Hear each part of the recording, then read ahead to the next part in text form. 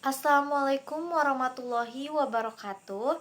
Perkenalkan, nama saya Sandra Harum dengan NIM 202500800272 kelas MN23M. Di sini saya akan mempresentasikan tugas proyek sesi 3 yang berjudul Kapital Struktur dan juga Leverage. Yuk, mari kita bahas. Pada slide pertama terdapat pengertian kapital struktur atau yang disebut struktur modal.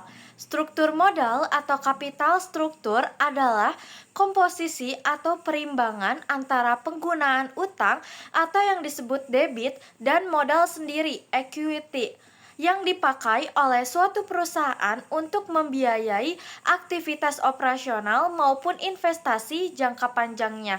Dengan kata lain, struktur modal mencerminkan bagaimana sebuah perusahaan mendanai keseluruhan aset yang dimilikinya, apakah lebih banyak menggunakan sumber dana internal yaitu ekuitas, laba ditahan, dan saham, atau sumber dana eksternal yaitu utang jangka pendek maupun jangka panjang.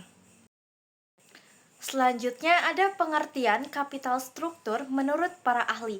Yang pertama, menurut Pandey, struktur modal mengacu pada campuran dana jangka panjang seperti obligasi, pinjaman jangka panjang, saham preferred, atau saham biasa termasuk cadangan serta surplus. Sementara menurut Hampton, struktur modal merupakan kombinasi dari ekuitas dan utang yang digunakan untuk membiayai aset perusahaan.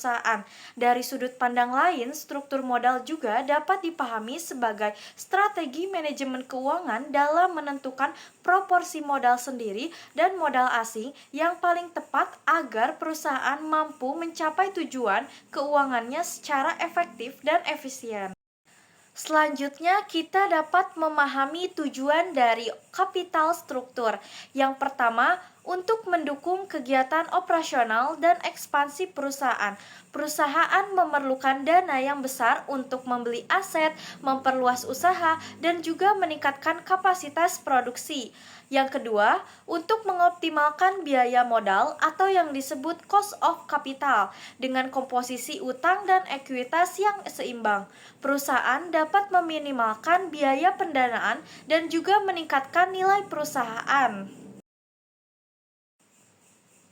Selanjutnya, tujuan kapital struktur yang ketiga untuk menjaga stabilitas keuangan jangka panjang.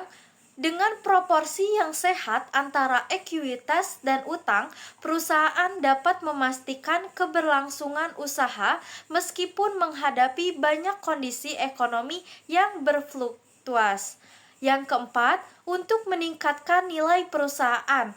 Struktur modal yang optimal akan memperkuat posisi perusahaan di mata investor maupun kreditor, sehingga dapat memudahkan akses pendanaan di masa depan.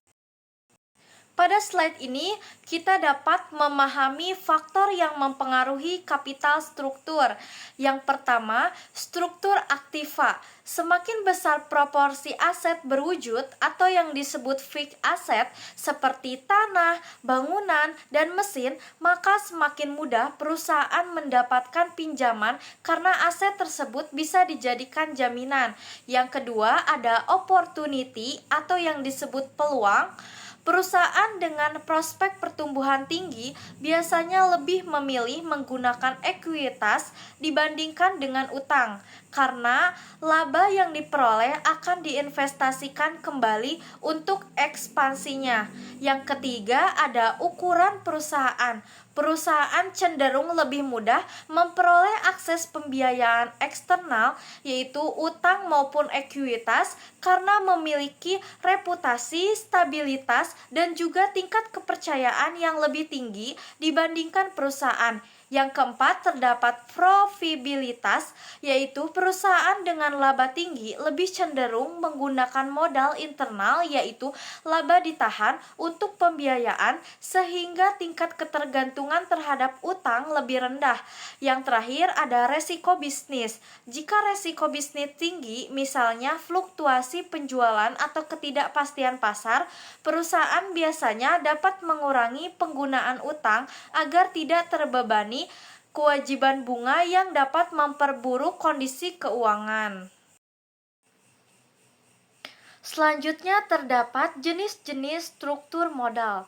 Yang pertama ada financial leverage, yaitu penggunaan utang dalam struktur modal untuk meningkatkan potensi keuntungan pemegang saham, namun juga menambah resiko jika laba menurun. Yang kedua terdapat operating leverage, yaitu pemanfaatan biaya tetap dalam kegiatan operasional, di mana perubahan kecil pada penjualan berdampak besar pada laba operasional. Yang ketiga ada combined leverage, yaitu gabungan dari financial leverage dan operating leverage yang memperlihatkan seberapa besar perubahan penjualan mempengaruhi laba bersih per saham perusahaan. Selanjutnya kita dapat memahami pengertian leverage. Leverage adalah strategi penggunaan utang untuk membiayai aset, investasi, dan juga kegiatan operasional perusahaan. Tujuannya adalah memperbesar potensi keuntungan atau return yang diterima pemegang saham. Dengan adanya leverage, perusahaan dapat mengembangkan usaha lebih cepat tanpa harus hanya bergantung pada modal sendiri saja. Namun, semakin tinggi leverage, berarti semakin besar pula resiko keuangan, karena perusahaan wajib menanggung beban bunga dan pengembalian pokok pinjaman.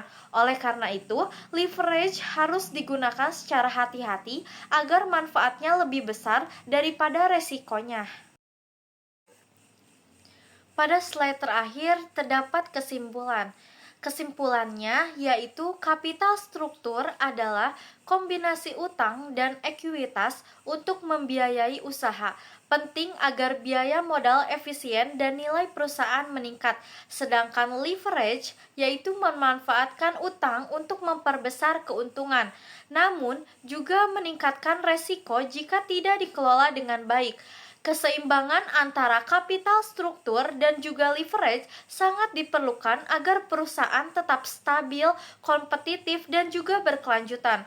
Oleh karena itu, keseimbangan antara struktur modal dan leverage sangat dibutuhkan agar perusahaan tetap stabil dan juga sehat dalam jangka panjang.